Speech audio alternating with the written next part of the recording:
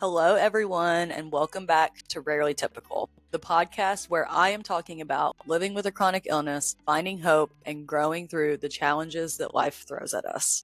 I am your host, Gerry Langan, and today I want to talk about what pulmonary arterial hypertension, PAH for short, and congestive heart failure have taught me.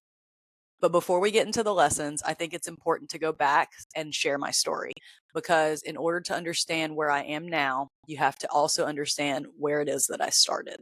And when I was diagnosed in September of 2018, I was only 27 years old. And like most 20 somethings, I felt pretty invincible.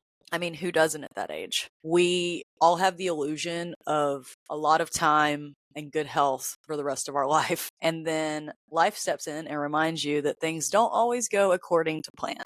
And at the time, my husband and I had only been married for 2 years. We were still basically newlyweds because, in case you didn't know, we met and got married in 6 months. That's a story for a different time. And we were pretty much still in the honeymoon phase. So it's not like we had all of this time together beforehand. And the statistics of partners that leave their spouses when their spouse gets sick, studies indicated that overall, the divorce rate for a couple when a partner is or has a diagnosis with a chronic illness is 75%.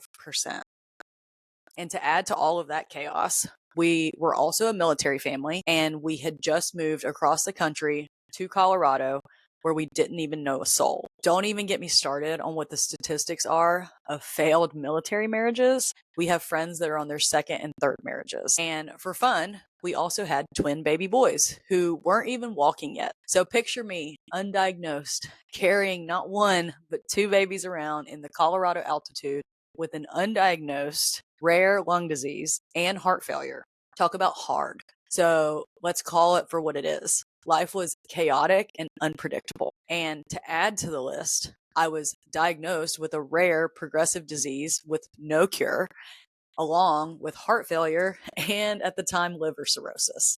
It was a party of epic proportions. Life was a mess, y'all. It was a freaking mess. But you know what? It was a very pivotal point in my life because when life is so up in the air and you don't know where the pieces are going to fall, there's so much beauty in that. God was creating a beautiful masterpiece for my life when all I could see was the mess. So what has pulmonary arterial hypertension taught me? I've narrowed it down to 3 lessons, but I could go on for a long time. Let's be clear though, these are not things that PAH did for me. These are the things that God did through PAH in me.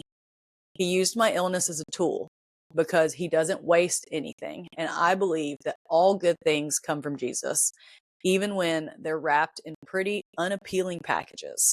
So here we go. First, PAH has led me to soul deep healing. Long before I was sick physically, my soul was sick. I had wounds that needed so much attention. And in hindsight, I thought I was this carefree, fun-loving person. But the truth was that I had so many deep insecurities and fear of the future. And I also had terrible boundaries. PAH forced me to lean on Jesus. And not just for my physical health, but for my emotional and spiritual health as well. It helped me grow. Second, it taught me the true meaning of community. There's a really big difference that I learned between a crowd and a community. A crowd might know your story and might know the details of your story, but a community is there when something happens. They're the ones that show up. They pray for you, they fly across the country for you, and they don't hesitate to be there when you need them. So, fun fact about me, I am loyal probably to a fault. I will always show up for my people. It is part of my personality type. It is who I am. It is ingrained in my soul. But I was also showing up for people before I was diagnosed that only drained me and they never really filled me up. I was showing up for people who at my weakest, literally dying moment in the hospital did not even as much as send me a text message to see how I was doing. I learned the hard way that some people are worth keeping if they are truly your people, and others are just spectators and sadly not the active participants that we would have hoped that they would be in that kind of situation. But that's okay. The beauty now is that I have such a small circle and it's filled with people who would never hesitate to support me. And when I don't realize how much help I need, they know how to step in. Lastly, PAH has given me purpose. Your 20s are already a time of figuring out who you are. And I was a new mom. I was a military wife. I was essentially a newlywed. And at the time of my diagnosis, I was all of these things, but I was still struggling to figure out who I was in my core. I was a new mom to twin babies who was literally just surviving day by day. And I was a military wife whose husband was gone all the time. And I only had 2 years in my marriage, and I was still figuring out who I was going to be. PAH gave me so much purpose that otherwise I wouldn't have found. I wouldn't be here sharing this story with you today on a podcast. I've gotten to do some really cool things, and I'm so thankful that you guys are here and taking part of this story. PH helped me find this direction, and it gave me passion, and it gave me a purpose for advocacy. I get to do some really incredible things and connect with some pretty amazing people. But there's so much beauty and healing in finding purpose when you least expect it. I know without a doubt that God was placing me here long before I ever saw this coming. I think that it's about the perspective. It's about how you choose to perceive your situation, and perspective is the first step in healing. Maybe not physical healing, but spiritually. And I think that spiritual healing is just as important as the physical healing. When I look back at who I was before PAH, there are days when I look back at that girl and I don't even recognize her. I was so lost and I was drowning, and I had a lot of growing up to do, and I didn't even know it. And though I wouldn't have chosen this path, I wouldn't change it either. Without this disease, I wouldn't be as resilient, nor hopeful, nor as confident as I am today. I wouldn't know my God as a healer if I hadn't needed the healing. I am who I am today because of this disease. I know that it sounds crazy to say that I'm thankful for one of the worst things that's ever happened to me, but I truly, truly am. Because through the storm, I've seen the faithfulness of God.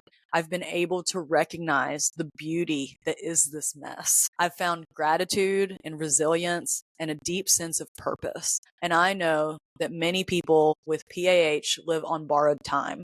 And with every medical advancement, I am so grateful for the time that I get back. I want to make sure that I'm filling my life to the brim. I want to laugh loud, and I want to have as much fun as I can for as long as I can.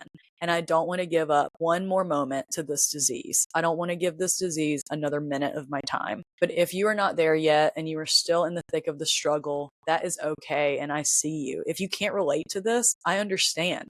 The heartache and the exhaustion are real, and I feel them on some days too. Those are things that I still wrestle with, even in my own life. Every day is a challenge and a choice to see the good and not just the bad. I hope that my story can be a reminder that while we can't always control the things that happen to us, we can choose how we respond. We don't have to let our illnesses define us, and we don't have to live in the darkness. Don't let your disease take any more time that you have gotten back. Don't give it that kind of power. Thank you for being here with me today. If this episode resonated with you, please share it, subscribe, and I hope that you continue the conversation with me. Together, let's find beauty in the mess.